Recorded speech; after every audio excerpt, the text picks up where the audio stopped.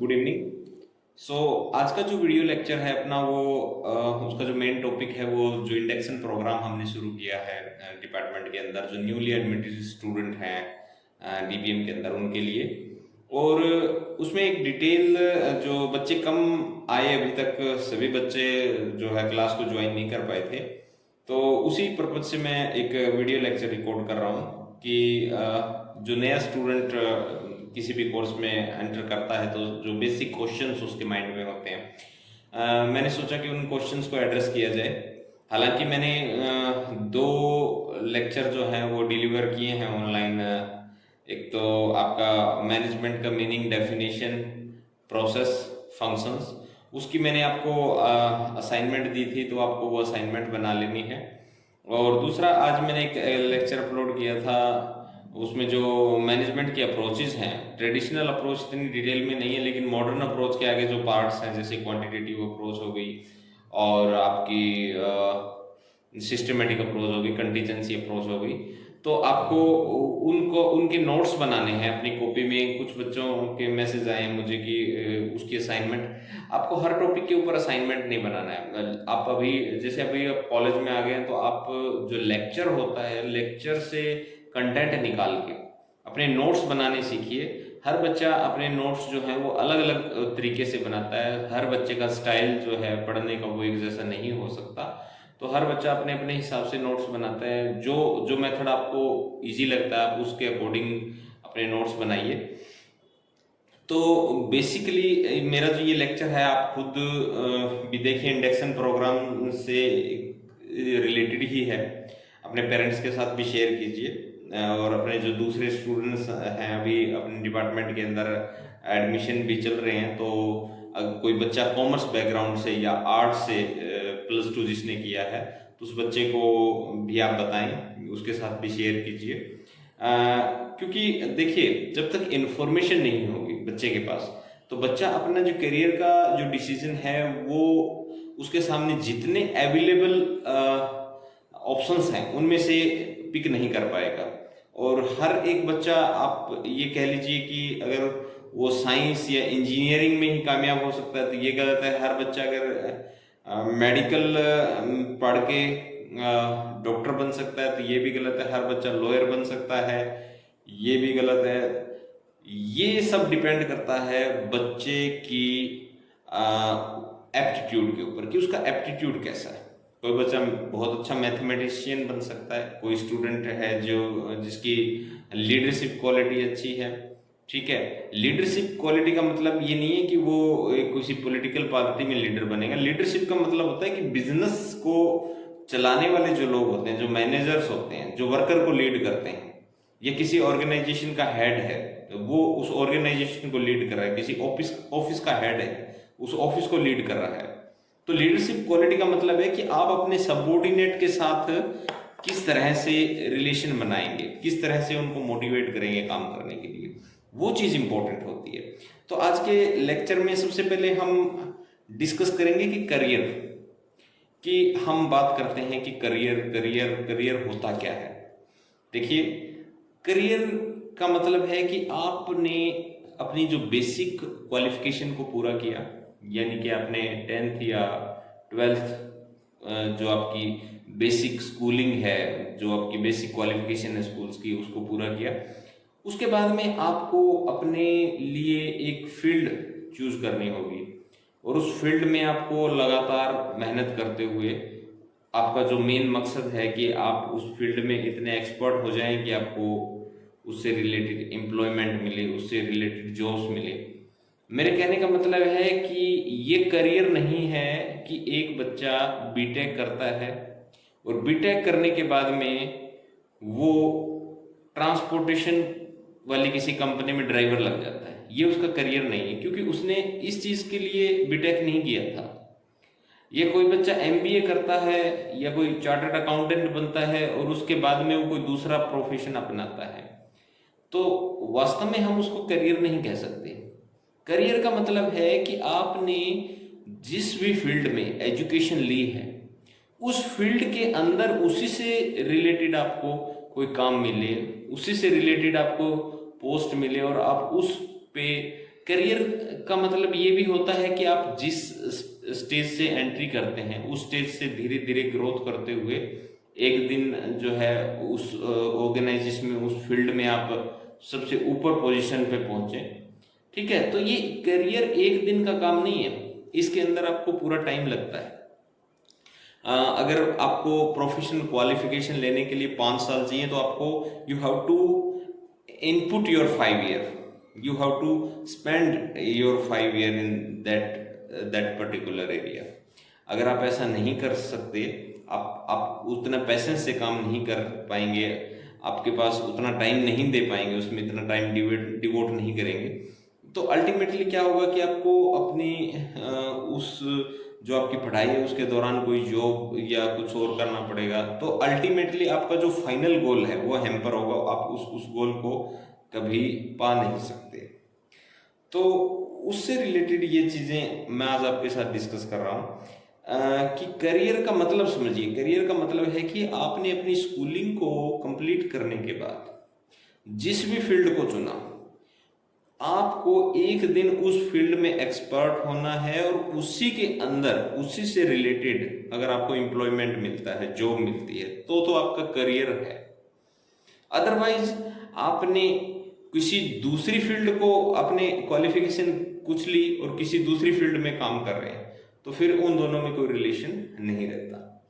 तो इसलिए सबसे पहले तो करियर को समझना ये जरूरी है, पेरेंट्स के लिए भी, बच्चों के लिए भी, कि आप अपनी स्कूलिंग कंप्लीट करने के बाद जिस फील्ड में लगातार पढ़ रहे हैं, मेहनत कर रहे हैं, आपको एक दिन उसके अंदर जॉब्स भी मिलनी चाहिए।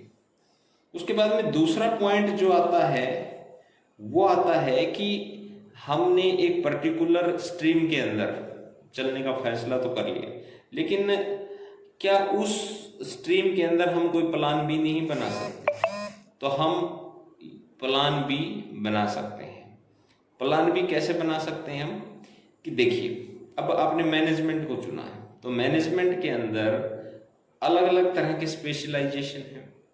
अगर आपको लगता है कि आप की जो एडमिनिस्ट्रेटिव स्किल्स अच्छी हैं, तो आप एचआर में चले जाएंगे। आपको लगता है कि आपकी जो डीलिंग्स हैं, पब्लिक डीलिंग है, वो अच्छी है, तो आप मार्केटिंग में चले जाएंगे। अगर आपको लगता है कि आप कंप्यूटर पे अच्छे हैं, आपकी जो टेक्निकल स्किल्स है वो अच्छी हैं, तो आजकल जो रिटेल मैनेजमेंट है जिसमें टेक्नोलॉजीज का यूज़ होता है, इंटरनेट और कंप्यूटर का, ऑनलाइन सेलिंग के अंदर, और आपका जो स्टॉक है उसको मैनेज करने के लिए, तो आप उस फील्ड में चले जाएंगे। यानी कि आप उसके अंदर, आपकी जो स्ट्रीम है उसके अंदर भी प्लान बी बना सकते हैं। जैसे कोई बच्चा चार्टर्ड अकाउंटेंट अगर बनना चाहता है, तो वो अगर उसके लिए कोशिश करे और एक दिन अगर उसको उसमें सफलता ना मिले, तो उसके पास प्लान बी नहीं होगा। तो प्लान बी वो कैसे बना सकता है? जैसे वो मैनेजमेंट स्ट्रीम में साथ के साथ जो है एजुकेशन, जैसे डिप्लोमा करे या बीकॉम वगैरह करे, ठीक है, और उसके बाद अगर वो चार्टर्ड अकाउंटेंट का कंपटीशन फेस नहीं कर पाता है, उसमें सक्सेस नहीं हो पाता है, तो उस बच्चे को फिर एमबीए के तरफ जाना चाहिए, क्योंकि एटलीस्ट वो उस फील्ड से रिलेटेड है और वहाँ वो कैरियर बना सकता है। तो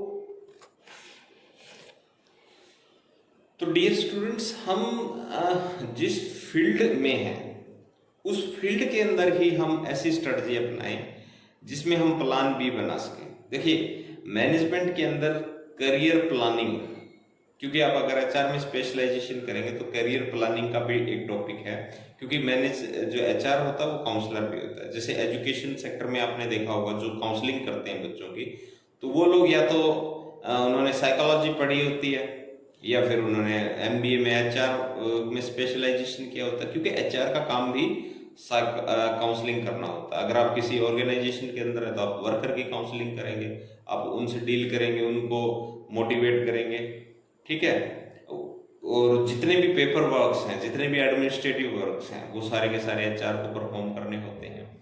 तो मेरे कहने का मतलब है कि वो स्किल्स जो आप एक्वायर कर रहे हैं, इतनी मेहनत कर रहे हैं, तो अल्टीमेटली जो आपको एम्प्लॉयमेंट मिलना चाहिए वो उसी फील्ड के अंदर मिलना चाहिए।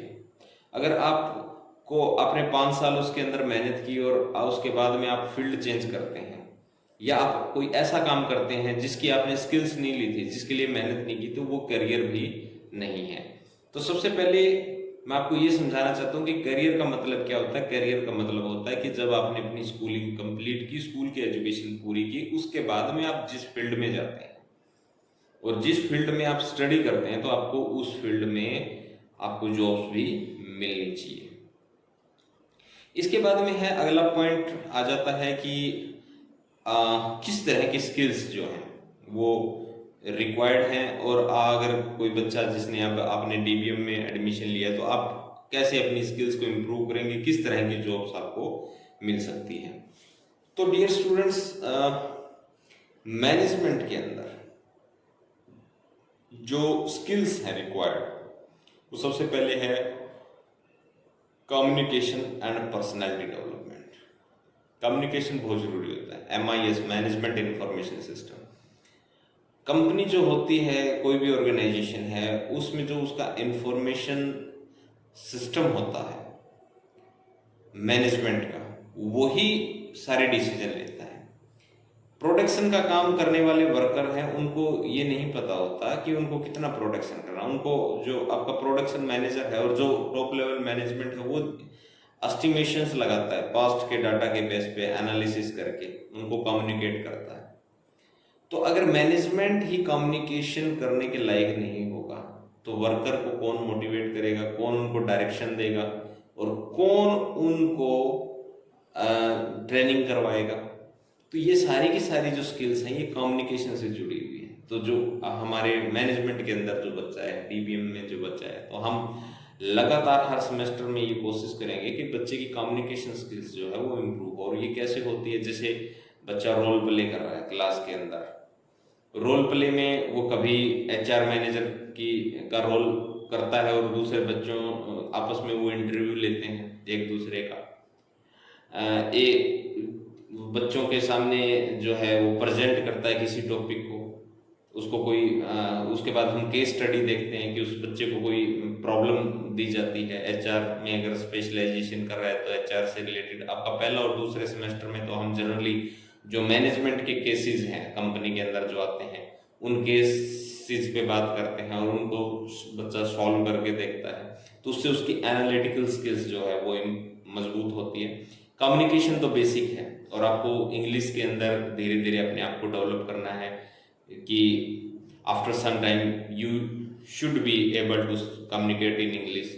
At least I am not saying that कि you have to be very fluent in English, but at least you should be able to communicate your idea with others in English। तो आपको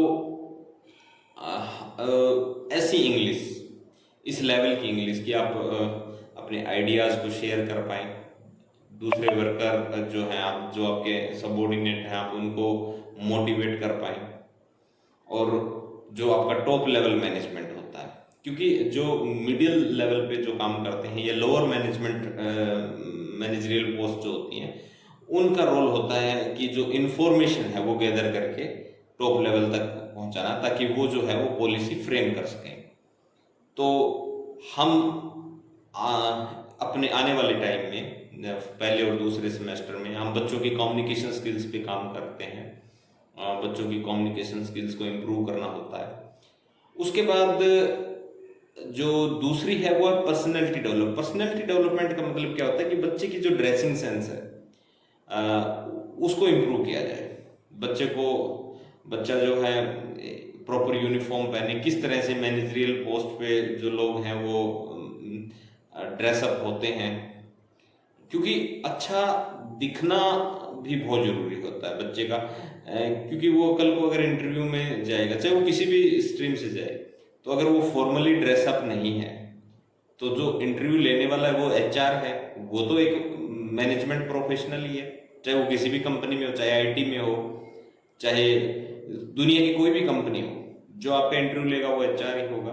तो वो ड्रेसिंग सेंस, इवन UPSC में आप देख लीजिए, UPSC में जो इंटरव्यूज होते हैं, तो ड्रेसिंग सेंस कितनी इंपॉर्टेंट होती है, वो पर्सनैलिटी का बहुत बड़ा पार्ट है। उसके बाद में अगली जो स्किल्स हैं वो होती है नॉलेज को अपडेट करना। क्योंकि जो मैनेजमेंट का जो प्रोफेशनल होता है उसके लिए इंफॉर्मेशन, उसके पास इन्वायरमेंट से रिलेटेड इंफॉर्मेशन जो है कि सिनेरियो कैसे चेंज हो रहा है वो बहुत जरूरी है।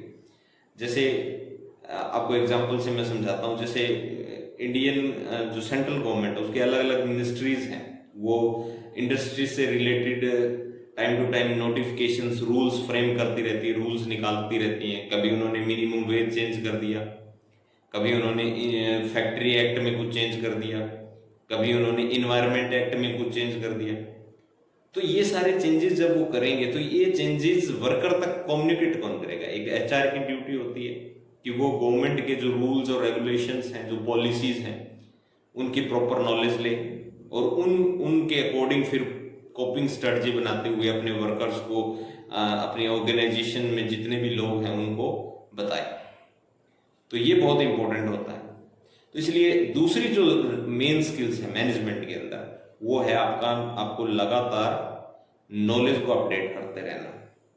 और तीसरी और लास्ट जो इंपॉर्टेंट स्किल्स होती है वो होती है बेसिक प्लस एडवांस नॉलेज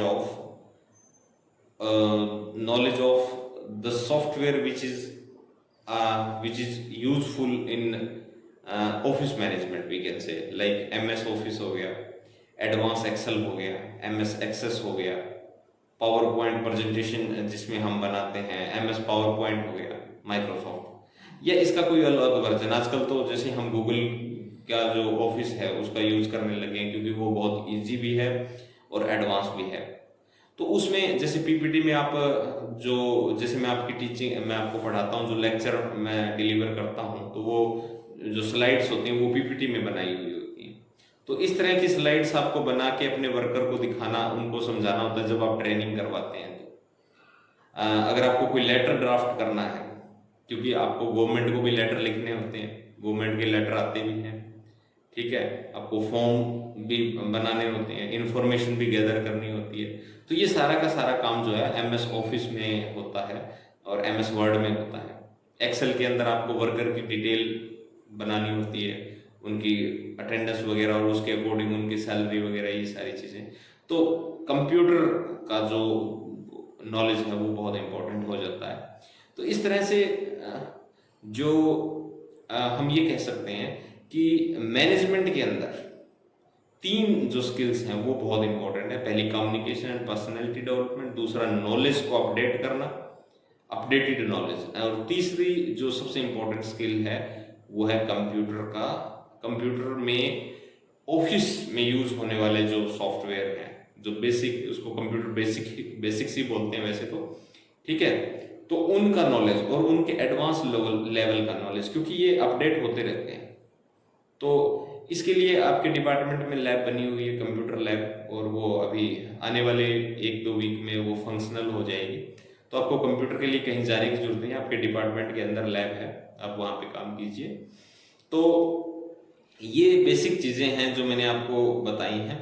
और इसके अलावा अब मैं ये चाहूँगा कि जितने स्टूडेंट्स हैं जो फर्स्ट ईयर में आए हैं, आप ये मेरा लेक्चर जो है और बच्चों के साथ भी शेयर कीजिए, क्योंकि जो बच्चा एक सिंपल ग्रेजुएशन करने जा रहा है तो उससे वो काफ़ी टाइम बेटर बिजनेस मैनेजमेंट में अगर डिप्लोमा करता है, क्योंकि मैं इसको रिलेट इसलिए कर रहा हूँ क्योंकि जो आर्ट्स और कॉमर्स के बच्चे हैं उनके लिए ये डिप्लोमा जो है वो फ्रेम किया गया है और वही उनके लिए ही सबसे इम्पोर्टेंट होता है। क्योंकि कोई भी बच्चा जो इंजीनियरिंग या साइंस स्ट्रीम से है वो HR या इस स्किल्स में इनमें बेस्ट फिट भी नहीं होता।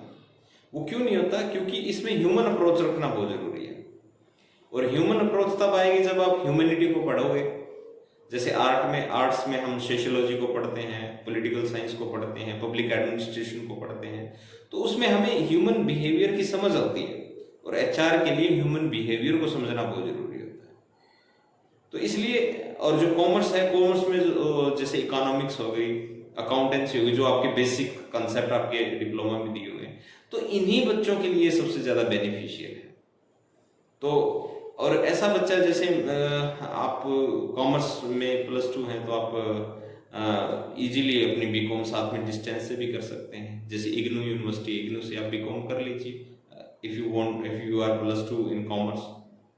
अगर आर्ट्स में है तो आप बीए जैसे इग्नू वगैरह या जितनी भी कोई भी प्राइवेट यूनिवर्सिटी जो distance open and distance learning में जो वैलिड यूनिवर्सिटी है, आप उससे अपनी जो भी डिग्री है वो कंप्लीट कर सकते हैं वेरी इजीली, क्योंकि इनके कॉमन सब्जेक्ट्स होते हैं। जैसे पब्लिक एडमिनिस्ट्रेशन जो है that is much common to the business administration, क्योंकि एडमिनिस्ट्रेशन की जितनी भी थ्योरीज हैं वो सारी कॉमन होती है। इन सब में यही तो समझाया जाता है ना कि भी ह्यूमन से डील कैसे करनी है, और डीलिंग जो है वो सबसे इंपॉर्टेंट स्किल होती है ह्यूमन के लिए। तो ये लेक्चर मैंने जो आपके लिए रिकॉर्ड किया है, इसमें मैं अब बच्चों को यही समझाना चाह रहा हूं कि अगर आप करियर को प्लान करते हैं तो लॉन्ग टर्म में आपको बेनिफिट ये होगा कि जब आप 5-6 साल उस स्किल्स को सीखेंगे तो अल्टीमेटली आपको उसके अंदर सक्सेस मिलेगी, अगर आपने ये जो जरूरी स्किल्स हैं इनको साथ के साथ एक्वायर किया था। क्योंकि अगर आपको प्रोफेशनली मैनेजमेंट के सेक्टर में काम करना है किसी भी कंपनी में, चाहे आपको मार्केटिंग मैनेजर के रूप में काम करना है, फाइनेंस मैनेजर के रूप में काम करना है, एचआर में काम करना है, प्रोडक्शन मैनेजर के रूप में काम करना है, एडवर्टाइजिंग मैनेजर के रूप में काम करना है, या इससे रिलेटेड जैसे आजकल हॉस्पिटल मैनेजमेंट में भी एचआर को लिया जाता है काउंसलिंग के लिए, तो किसी भी सेक्टर में अगर आपको काम करना है तो आपको ये स्किल्स सीखनी ही होगी। तो इन स्किल्स को आप जैसे ही आपने कोर्स में एंटर किया, डिप्लोमा लेवल से ही आप इसको सीखना शुरू कर देंगे, तो ये आपके लिए बहुत ज़्यादा बेनिफिशियल होगा। तो इतना ही इसमें बताना चाहूँगा, और बाकी हम क्लास में जो है वो डिस्कस करते रहेंगे। और इसके अलावा जो मैंने लेक्चर में आपको रिकॉर्ड करके जो भेजता हूँ, तो आप उन लेक्चर्स को भी देखिए और उसके अकॉर्डिंग अपने नोट्स बनाइए। Thank you very much.